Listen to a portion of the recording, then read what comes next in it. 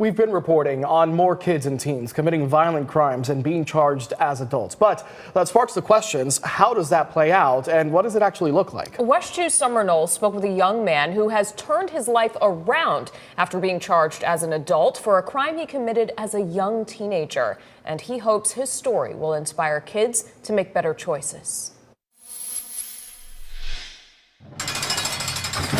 In prison, everybody's on survival mode. It's something Marquise McKenzie knows all too well. He was just 15 when he was charged as an adult with armed robbery. We seen a random person get out of their car, and I decided to approach that individual and, held them at gunpoint, took some of their properties, and then ran away, got into a car. What McKenzie didn't know was someone was recording the whole thing, and literally within minutes, he says police found and arrested him. I thought I was going to get released. Typical juveniles, they get in trouble. 21 days, I'm going home. But on my 21st day, I found myself being direct foul. I didn't have no thoughts or even what direct foul was. So direct foul is when you charge a child as an adult.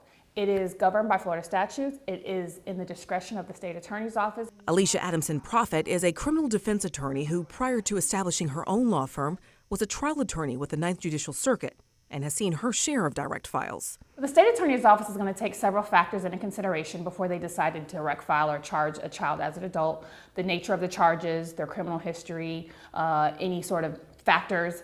And then once they're charged as an adult, all of their cases are now adult cases. Also, we have a juvenile justice center. If they're charged as an adult, they're now going to the adult jail.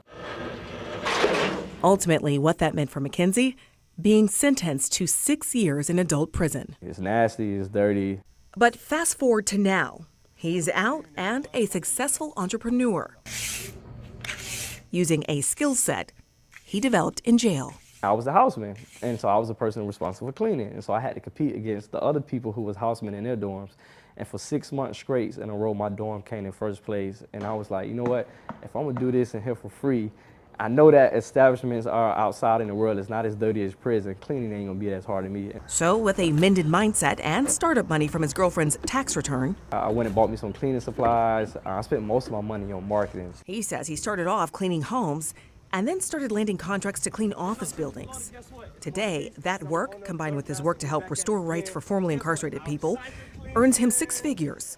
It's a success story, both unique and rare, given his age at the time of the crime and adult sentence. The frontal lobe is not developed or mature until age 25. Jim West is a licensed mental health counselor for kids who believes while accountability is always appropriate, treating kids as adults for violent criminal behavior is not, because adults, they have more mental resources to do the right thing versus do what they feel. These kids should not have access to the weapons, and there's a reason why. They just can't handle it. They just will do stupid things like this. They think that that's not going to happen to them, that they think they're invincible. Do you believe in second chances?